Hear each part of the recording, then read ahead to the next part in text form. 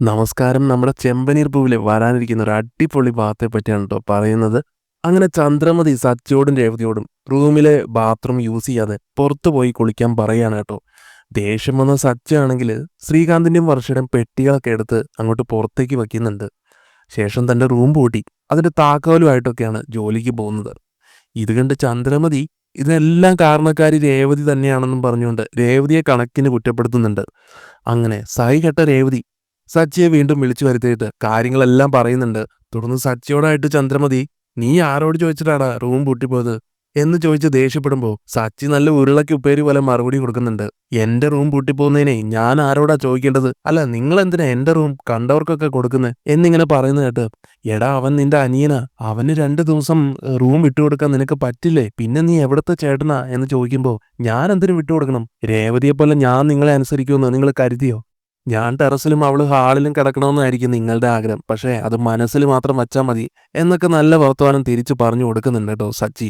എന്തായാലും ചന്ദ്ര ഇമോഷണൽ ആയിട്ടൊക്കെ അഭിനയിച്ചുകൊണ്ട് സച്ചിയുടെ മനസ്സ് മാറ്റാനൊക്കെ ശ്രമിക്കുന്നുണ്ട്. എന്നാലും ശ്രീകാന്ത് അവൻ എത്ര മനസ്സ് വിഷമിച്ചാണെന്നറിയോ ഇവിടുന്ന് പോയത് എന്നൊക്കെ പറയുന്ന സമയത്ത്, അവൻ വിഷമിച്ചാ പോകുന്നെങ്കിൽ അങ്ങ് പോട്ടെ, എന്റെ റൂം വിട്ടുകൊടുക്കാൻ എനിക്ക് പറ്റില്ല എന്ന് തന്നെ തീർത്തും അങ്ങ് പറഞ്ഞ് സച്ചി അങ്ങ് നിൽക്കുവാണ്.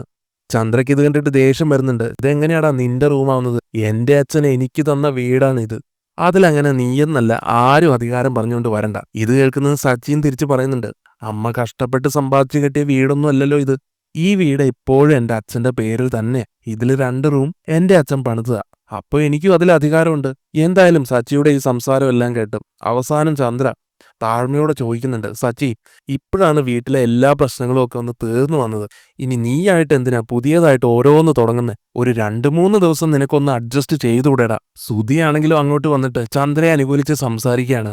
നിനക്കൊന്ന് അഡ്ജസ്റ്റ് ചെയ്തുകൂടെ എന്നൊക്കെ ശ്രുതിയാണെങ്കിലും പറയുന്നത് കേൾക്കുമ്പോൾ, അങ്ങനെയാണെങ്കിലേ നീയും നിന്റെ ഭർത്താവും കൂടെ അഡ്ജസ്റ്റ് ചെയ്തോ. നിന്റെ റൂം കൊടുത്തിട്ട് നിങ്ങൾ രണ്ടും പോയി താഴെ പോയി കിടക്ക്. ഞങ്ങളെ കാണുമ്പോൾ മാത്രമല്ലേ ഉള്ളൂ നിങ്ങൾക്ക് റൂം കൊടുക്കാൻ തോന്നുന്നത്. ഇതെവിടുത്തെ ന്യായമെന്നൊക്കെ സച്ചി ശ്രുതിക്ക് മറുപടി കൊടുക്കുന്നുണ്ട്. എന്നാൽ ഇതെല്ലാം കേട്ട് സൈ കിടന്ന രേവതി ആണെങ്കിൽ സച്ചിയോടായിട്ട് പറയുന്നുണ്ട്, സച്ചിയേട്ടാ, നിങ്ങൾ ഈ റൂം തുറന്നു കൊടുത്തേക്ക്. ആര് വേണമെങ്കിലും ഈ റൂമിൽ പോയി താമസിക്കട്ടെ, ഞാൻ വല്ല അടുക്കളയിലോ പോയി കിടന്നോളാം എന്നും പറഞ്ഞ് വിഷമത്തോടെ രേവതി ഇങ്ങനെ നിൽക്കുമ്പോൾ, നീ എന്തിനാ രേവതി കിച്ചണിൽ പോയൊക്കെ കിടക്കുന്നേ? നമ്മുടെ റൂം ഇതാണ്, ഇവിടെ താമസിക്കാൻ നമുക്ക് അധികാരമുണ്ട്. നമ്മളങ്ങനെ ആർക്കും വേണ്ടി വിട്ടുവീഴ്ചകളൊന്നും ചെയ്യേണ്ട ഒരു കാര്യമില്ല എന്നൊക്കെ സച്ചി പറഞ്ഞു കൊടുക്കുന്നുണ്ട് രേവതിക്ക്.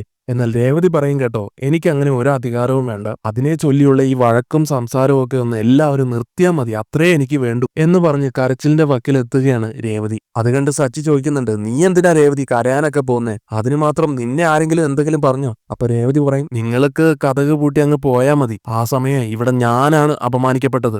ഓഹോ, അപ്പൊ ഇവിടെ എല്ലാവരും നിന്നെ എന്തൊക്കെയോ പറഞ്ഞിട്ടുണ്ടല്ലേ? ശേഷം ശ്രുതിയോടായിട്ട്, എടാ ശ്രുതി, നീയും നിന്റെ ഭാര്യയും കൂടെ ഇവിടെ എന്താടാ ഇവിടെ പറഞ്ഞത്?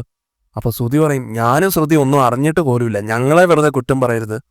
അല്ല, നിങ്ങളെ ഒന്നും വിശ്വസിക്കാൻ പറ്റില്ല എന്ന് പറയുന്ന സച്ചി രേവതിയോടായിട്ട് ചോദിക്കുന്നുണ്ട്, രേവതി, നീ തന്നെ പറ, നിന്നെ ആരാ എന്താ പറഞ്ഞത്? പറയാനല്ലേ പറഞ്ഞത്? അങ്ങനെ ദേഷ്യത്തോടെ സച്ചി ചോദിക്കുമ്പോ രേവതി മറുപടി കൊടുക്കുന്നുണ്ട്, അത് പിന്നെ നിന്റെ ഭർത്താവ് ഒരു ദിവസം പോലും തനിച്ച് കിടക്കില്ലേടി, അത്രത്തോളം നീ അവനെ മാറ്റിയെടുത്തോ എന്നൊരാള് എന്നോട് പറഞ്ഞു. അതും പറഞ്ഞ് രേവതി പൊട്ടിക്കരയാണ്. സച്ചിക്കാണെങ്കിൽ അത് ആരാ അങ്ങനെ പറഞ്ഞെന്ന് മനസ്സിലാവുന്നുണ്ട്.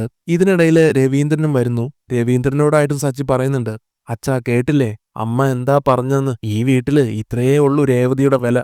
അച്ഛൻ കൂട്ടിക്കൊണ്ടുവന്ന മരുമകളല്ലേ ഇവള്, അതും പാവപ്പെട്ട വീട്ടിൽ നിന്നും വന്ന പെണ്ണ്. മറ്റു 2 മരുമക്കൾ ഇവിടെ ഇരിക്കുവല്ലേ, അവരെ പറ്റിയാണെങ്കിൽ നിങ്ങൾ ഇങ്ങനെ സംസാരിക്കോ? ഇല്ല, അവര് 2 പേരും പണക്കാരുടെ വീട്ടിലെ പെണ്ണുങ്ങളാണ്.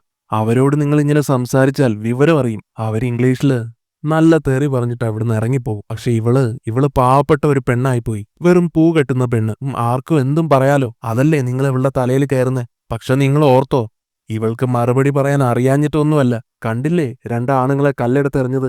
അങ്ങനെയുള്ളവളാണ് എന്റെ ഭാര്യ. അങ്ങനെയുള്ളവള് വിചാരിച്ചാലേ നിങ്ങളുടെ തലമണ്ട എറിഞ്ഞ് പൊട്ടിക്കാനും അറിയാം. അവള് മിണ്ടാതിരിക്കുന്നത് അവൾ നിങ്ങൾക്ക് തരുന്ന ആ റെസ്പെക്റ്റ് കൊണ്ടാ. അത് മനസ്സിലാക്കാതെ നിങ്ങൾ നിങ്ങളുടെ ഇഷ്ടത്തിന് സംസാരിക്കുന്നു എന്നെല്ലാം ചന്ദ്രമതിക്ക് നേരെ കണക്കിന് പറയുന്നുണ്ട് സച്ചി. ശേഷം പറയുന്നുണ്ട്, ഇവളെ ഇനി എന്തെങ്കിലും പറഞ്ഞ ഇവൾ അതെല്ലാം സഹിച്ച് കേട്ട് നിൽക്കുമെന്ന് കരുതണ്ട. ചോദിക്കാനായിട്ട് ഇവളുടെ ഭർത്താവായിട്ടുള്ള ഞാനുണ്ട് ഇവിടെ. ഞാൻ ചോദിച്ചിരിക്കും. നിങ്ങളുടെയൊക്കെ ദേഷ്യം എന്നോട് കാണിച്ചാൽ മതിയെന്നും ഇവളുടെ അടുത്ത് വേണ്ടെന്നും പറഞ്ഞ് ആ കഥക് അങ്ങോട്ട് തുറന്നു കൊടുക്കുകയാണ് കേട്ടോ സച്ചി. അത് മാത്രമല്ല, അതിന്റെ ചാവി എടുത്ത് ചന്ദ്രയുടെ മുഖത്തേക്ക് വലിച്ചെറിയുന്നുണ്ട്. എന്നിട്ട് പറയുന്നുണ്ട് ഇനി ആരെ വേണമെങ്കിലും അകത്ത് കൊണ്ടുപോയി കിടത്ത്. തെരുവിലെ 2 പട്ടികൾ അലയുന്നുണ്ട്, അതിനെയും വിളിച്ച് അകത്ത് കൊണ്ടുപോയി ഇരുത്ത്. അത് തിരിച്ച് നന്ദിയെങ്കിലും കാണിക്കും. ആ നന്ദി കെട്ടവനിൽ നിന്ന് നിങ്ങൾ അതുപോലും പ്രതീക്ഷിക്കേണ്ട. ഇതെല്ലാം കണ്ടും കേട്ടും രേവതിയാണെങ്കിൽ കരഞ്ഞുകൊണ്ട് നിൽക്കുമ്പോൾ സച്ചി രേവതിയെ ആശ്വസിപ്പിച്ചുകൊണ്ട് പറയുന്നുണ്ട്, എന്തിനാ രേവതി നീ കരയുന്നത്? നീ എന്റെ കൂടെ വാ. ഞാനിപ്പോ റൂം തുറന്നു കൊടുത്തില്ലേ. അതിനുശേഷം രവി നല്ല ദേഷ്യത്തില് ചന്ദ്രയുടെ അടുത്തേക്ക് ചെന്നിട്ട്, നിന്നോട് എത്ര പ്രാവശ്യം പറയണം ചന്ദ്രേ, നിനക്ക് വിവരമില്ലേ? നീ എന്തിനാ രേവതി മോളോട് എപ്പോഴും ഇങ്ങനെ അനാവശ്യം പറയുന്നേ? വാക്കുകൾ സൂക്ഷിച്ചു വേണം പ്രയോഗിക്കാൻ. ഇങ്ങനെ കുടുംബത്തിൽ പ്രശ്നം ഉണ്ടാക്കി വയ്ക്കുന്നത് എന്തിനാ? ചന്ദ്രയ്ക്ക് നല്ല ദേഷ്യം വരുന്നുണ്ട് രവീന്ദ്രന്റെ ഈ കുറ്റപ്പെടുത്തലുകൾ കേൾക്കുമ്പോൾ. ചന്ദ്ര പറയുന്നുണ്ട്, ഞാനല്ല പ്രശ്നം ഉണ്ടാക്കിയത്, നിങ്ങളുടെ മകൻ സച്ചി തന്നെയാ. നിങ്ങളെ അവനോട് തന്നെ പോയി ചോദിക്കുക, അല്ലാതെ എന്നെ മാത്രം ചോദ്യം ചെയ്യണ്ട. അപ്പൊ രവീന്ദ്രൻ പറയും, ഞാൻ അവനോട് ചോദിക്കുന്നില്ല. ഈ വീട്ടിൽ ആദ്യം വന്ന മരുമകള് രേവതിയാണ്. നിന്നോടൊപ്പം 30 വർഷത്തിലധികമായി ഞാൻ ജീവിക്കാൻ തുടങ്ങിയിട്ട്. സച്ചി അവന്റെ അമ്മ ആയതുകൊണ്ട് മാത്രമാണ് നിന്നെ ഇപ്പോൾ വെറുതെ വിട്ടത്. വേറെ വല്ലവരുമായിരുന്നു നിന്റെ സ്ഥാനത്തെങ്കിലേ നിന്നെ അവൻ കൈവച്ചേനെ. രേവതി മോൾ എത്ര വിഷമിച്ചെന്ന് എനിക്ക് നന്നായിട്ട് അറിയാം. നീ ഒരു പെണ്ണായിട്ടും നിനക്ക് മറ്റൊരു പെണ്ണോട് ഇങ്ങനെ സംസാരിക്കാൻ തോന്നിയല്ലോ. എന്തു പറയാനാ, ഒരു പെണ്ണിന്റെ ശത്രു മറ്റൊരു പെണ്ണ് തന്നെ ആയിരിക്കുമല്ലോ. എന്തായാലും ഈ ഒരു പ്രശ്നത്തിന് ഞാൻ തീരുമാനം എടുത്തിട്ടുണ്ട്. എന്നിട്ട് സച്ചിയോട് പറയുന്നുണ്ട്, സച്ചി നീയും രേവതിയും ഇനി നിങ്ങളുടെ റൂമിൽ തന്നെ താമസിച്ചാൽ മതി. ശ്രീകാന്തിന് വേണ്ടി ഞാൻ എന്റെ റൂം കൊടുക്കാൻ പോവാണ്.